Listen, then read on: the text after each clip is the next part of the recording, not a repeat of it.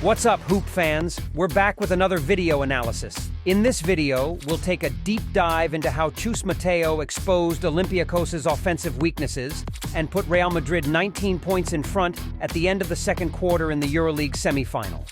This is an extensive play-by-play breakdown of Madrid's defense. Before we get started, don't forget to like, share, and subscribe to support the channel.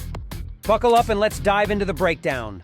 As seen throughout the first half, Coach Mateo's plan was clear. Prevent the ball from reaching Canaan and Peters' hands, effectively disconnecting them from the game. Additionally, Tavares fronted the post to block low post entry passes. Campazzo took a provocative approach by going way under the screen, daring Walkup to take open shots. It's worth noting that this strategy was highly effective, as Olympiacos' big men only managed to attempt 2 shots in the paint throughout the entire game. Now, let's break down how these defensive tactics played out on the court.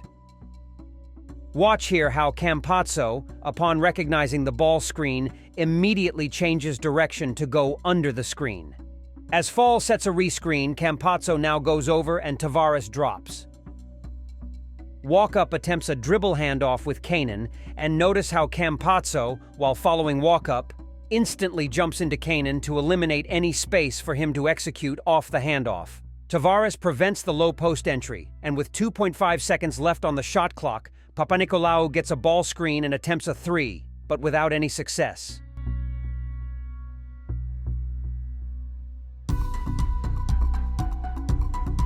Now the Reds are ready to answer this defense. They run a pick and roll with Fall and Canaan. As Canaan comes off the ball screen, Tavares is not ready and leaves space for the American sharpshooter, who punishes them with a left pull-up.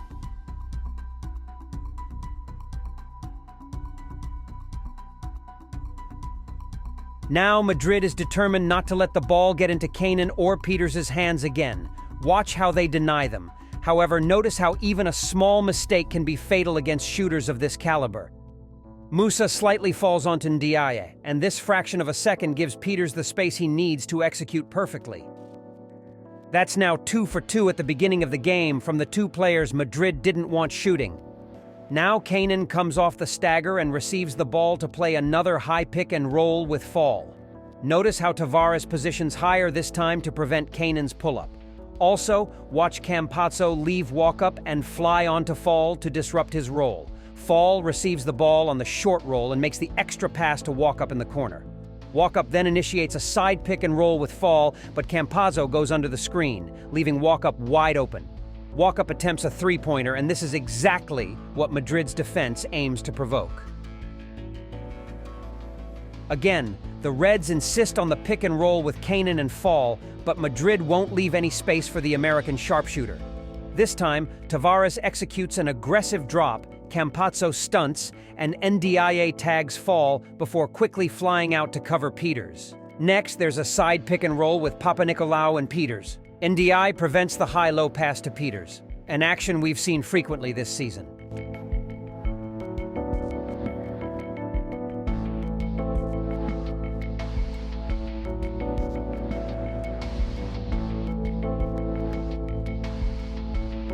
And with 6 seconds left on the shot clock, the ball ends up in Walkup's hands to initiate another pick and roll with Fall. Papanicolaou's cut from the 45 opens a lane for Peters to attack the basket, but Tavares with his incredible length blocks Peters' shot. Madrid continues to deny Canaan and Peters, leading Olympiacos to rely on the Walkup-Fall pick and roll. However, in this instance, Tavares doesn't leave enough space for Campazzo to pass under the screen and forces Campazzo over the screen. Walkup attacks and scores a mid-range shot off the backboard. Now, with McKissick on the court, Madrid has one more player whose shooting they can gamble on. Watch as Hezonja goes under the screens during the out-of-bounds play and loosely contests his shot.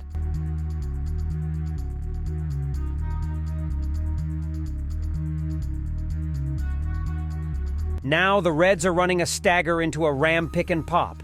Notice how they focus on Canaan and Peters. The pick and pop could potentially create good opportunities for the Reds, but Madrid's defense is laser-focused on these 2 great shooters, leaving them no space to operate.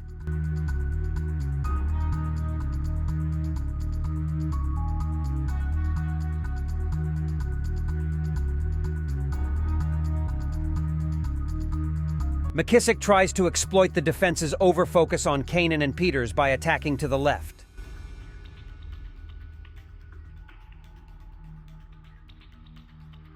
Here we have another classic action from Bartzokas's playbook, a weave into a stagger.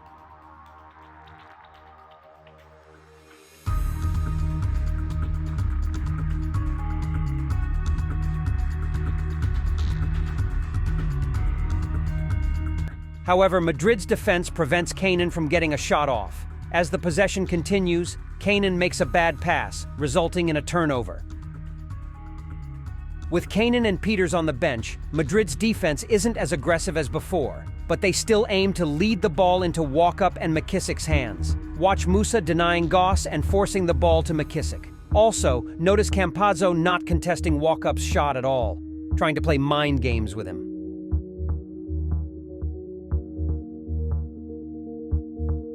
Now we see a pick and roll with Goss and Milutinov, combined with a shallow cut from McKissick. Tavares drops while Campazzo positions himself to prevent the left drive. Goss resets the play. Watch the difference in distance Hezonja maintains when marking McKissick versus Goss.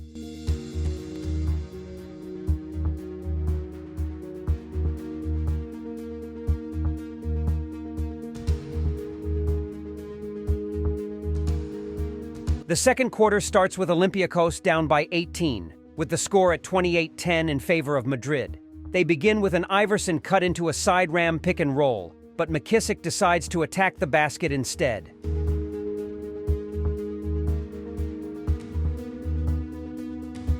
The Reds are now trying to attack in the early offense, and Petrushev receives a brutal block from Tavares.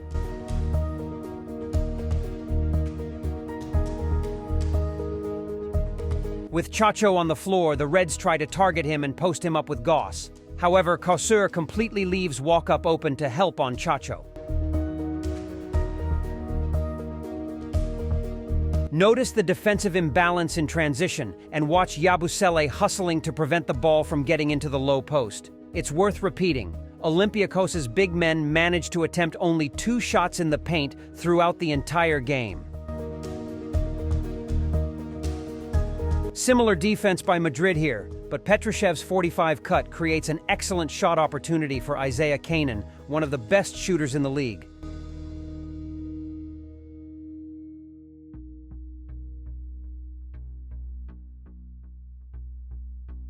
Now Chacho is the target once again. Papanikolaou sets a ghost screen to disrupt him slightly, allowing Goss to attack to the right. Goss drives but doesn't manage to complete the layup with Poirier attempting to block him.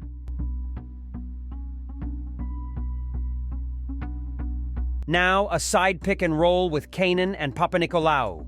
Madrid switches, leading to a mismatch, which the Reds read immediately and execute a high-low pass.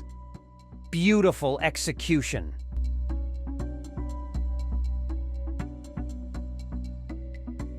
Here, Goss drives and kicks out to Papanikolaou, but he misses the shot. With Canaan and Peters back on the floor, Madrid starts fully denying them the ball. Goss drives left and tries to kick out, but he turns it over.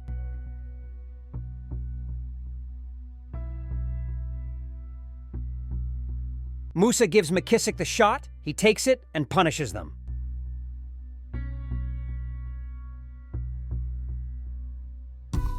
Here we have a Horns high-low setup. Yul goes under the screen while the high-low option is unavailable. McKissick attacks and resets the play, and eventually, Goss posts up Campazzo and scores. At the end of the second quarter, McKissick beats the buzzer with a three-pointer, while the Reds managed to reduce the deficit to 19 points at the end of the second quarter.